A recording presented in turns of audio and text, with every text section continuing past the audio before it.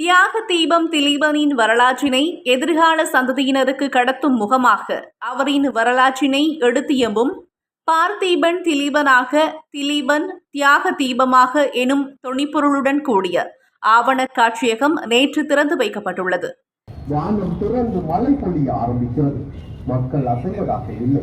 மழையில் நனைந்தவாறே மக்கள் போராட்டத்தில் பங்கெடுத்து நல்லூரில் உள்ள தியாக தீபம் திலீபன் நினைவாலயம் ஒன்றில் மாவீரர் பெற்றோர்கள் மற்றும் முன்னாள் போராளிகளின் பங்கேற்போடு திறந்து வைக்கப்பட்டது. தியாக தீபம் திலீபனின் பிரதான தூபி முன்றலில் மலரஞ்சலி செலுத்தப்பட்டு வரலாற்று ஆவண காட்சியகம் ஆரம்பித்து வைக்கப்பட்டது.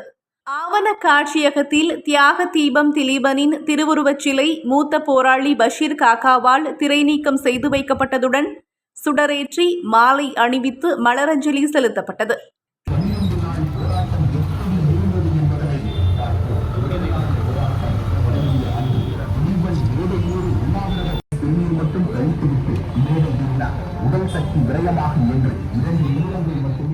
தியாக தீபம் திலீபனின் வரலாற்று புகைப்படங்கள், பத்திரிகை ஆவணங்கள் என்பன தொகுக்கப்பட்டு காட்சிப்படுத்தப்பட்டுள்ளன.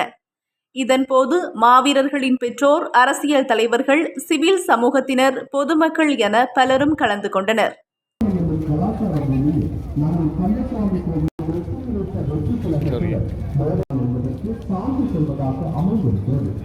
கல்வியில் தீராத தாகம் கொண்ட புத்தகங்களை